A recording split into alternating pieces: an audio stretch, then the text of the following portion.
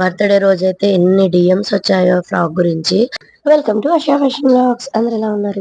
ఈ ఫ్రాక్ అయితే నాకు చాలా డీఎమ్స్ వచ్చాయన్నాను కదా!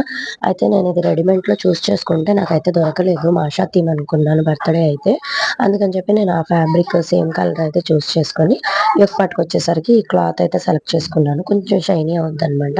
స్మూత్‌గా ఉంటది. పిల్లలకి కూడా కంఫర్ట్‌గా ఉంటది. నాకైతే ఆ మాషా థీమ్‌లో ఉన్న పిక్ అయితే ఇలా కార్టూన్ మా పాప అయితే 2 మంత్స్ బ్యాకే చెప్పింది. నాకు ఇలా కావాలి, తన ఫ్రాక్ అయితే కావాలి అని. నేనైతే అన్ని సెర్చ్ చేస్తే ఇలా సింపుల్‌గా ఉంది ఫ్రాక్ అయితే. అలా కాదు అని చెప్పి నేను ఇలాగా ఆ టీ షర్ట్‌కున్న కొంతవరకు కట్ చేసేసి ఒక పార్ట్ దగ్గర అంటించాననమాట. తర్వాత దానికి కొంచెం లుక్ రావడానికని చెప్పి ఇలా గమ్ము వాడి సీక్వెన్స్ స్టోన్స్ అయితే యూజ్ చేశాను. లుక్ అయితే బావుంది. నాకు చాలా మంది అడిగారు ఎలా అని చెప్పి.